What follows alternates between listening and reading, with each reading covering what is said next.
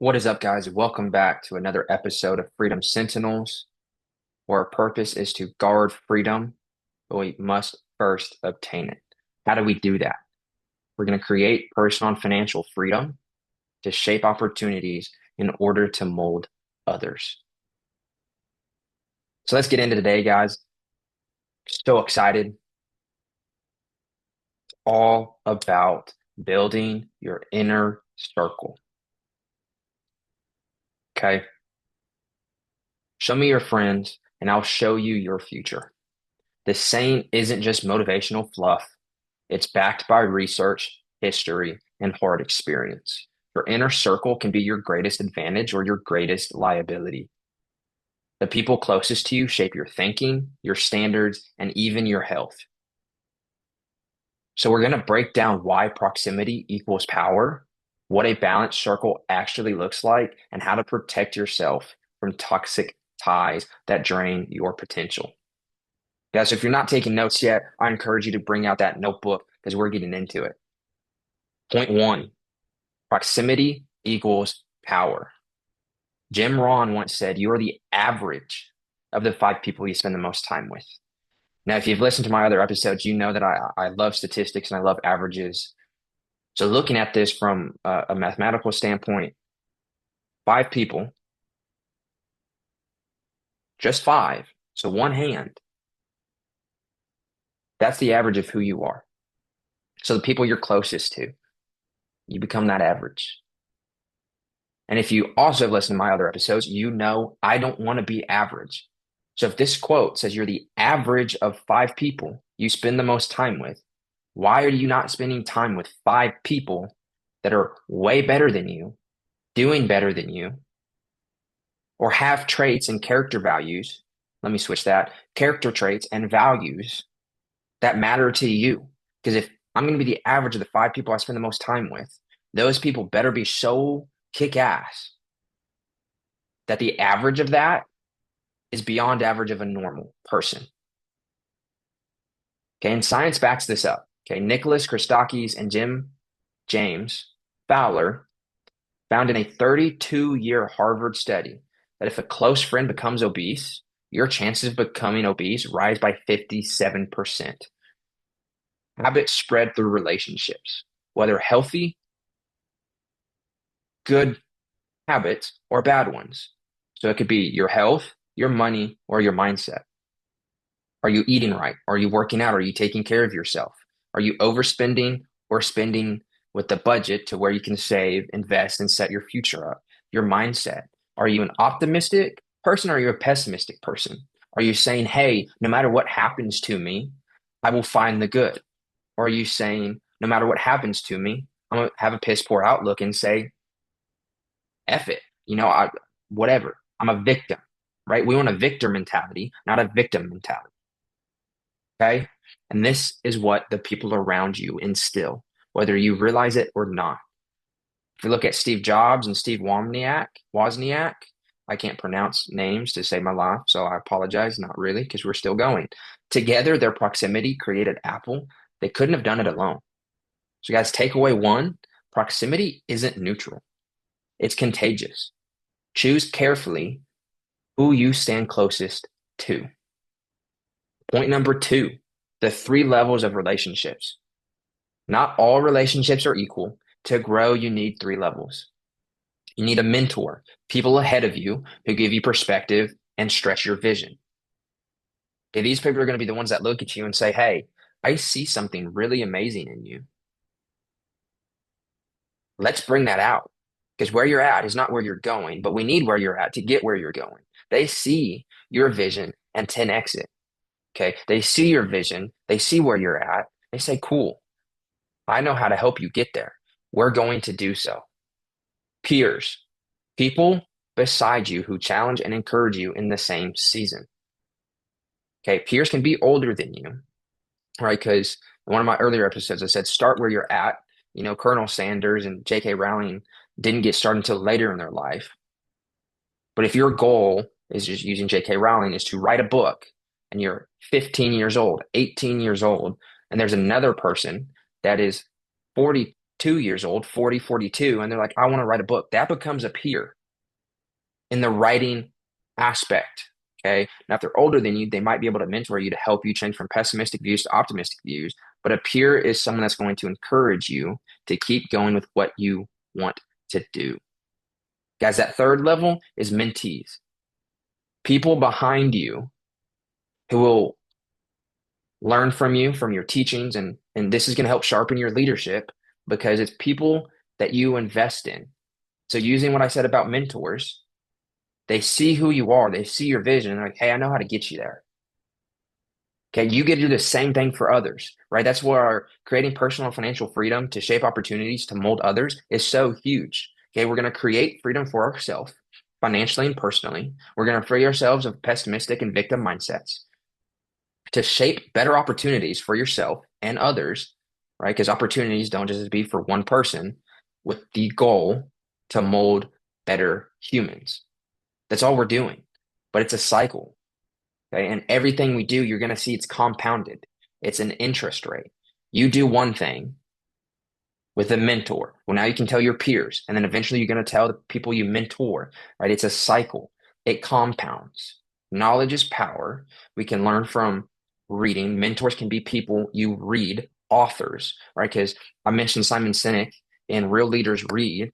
I have not met that man yet. I will. I'm very confident that I will, but I haven't met him yet.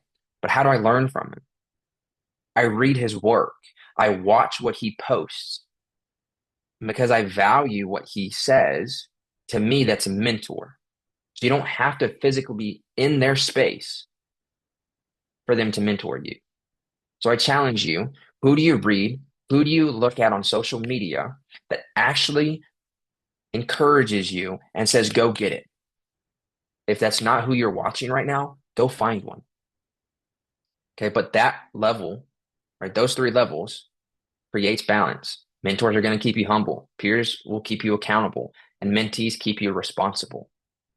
So takeaway two, a healthy circle isn't flat, it's layered.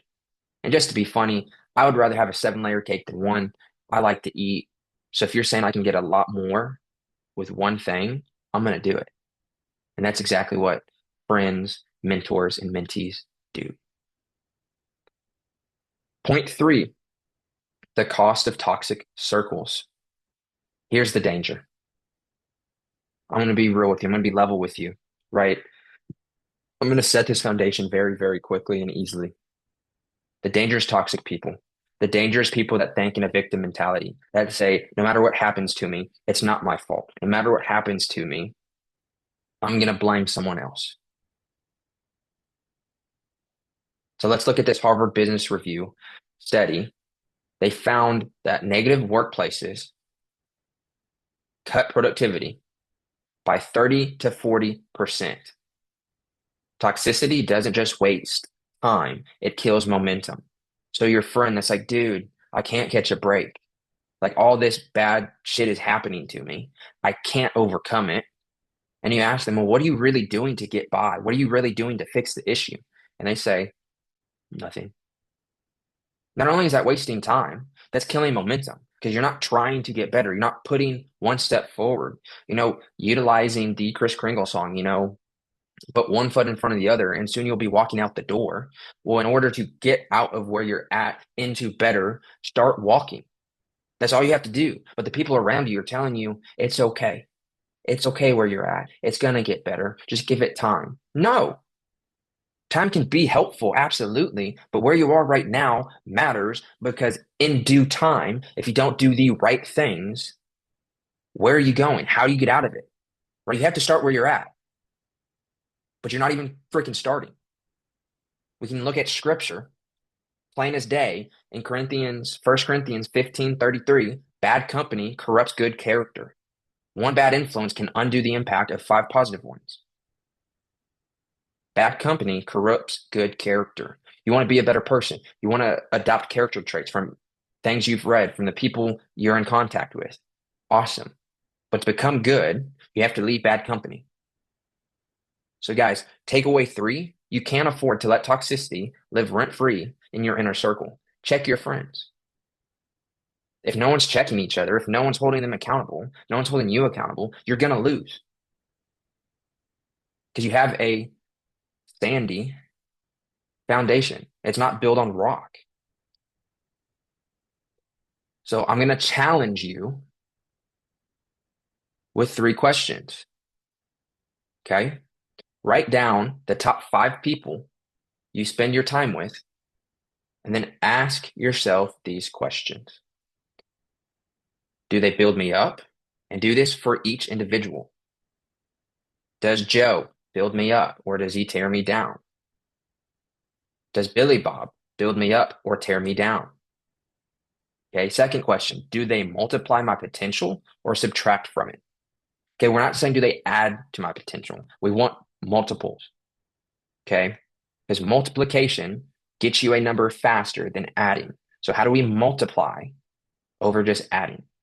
Okay, or do they subtract from it?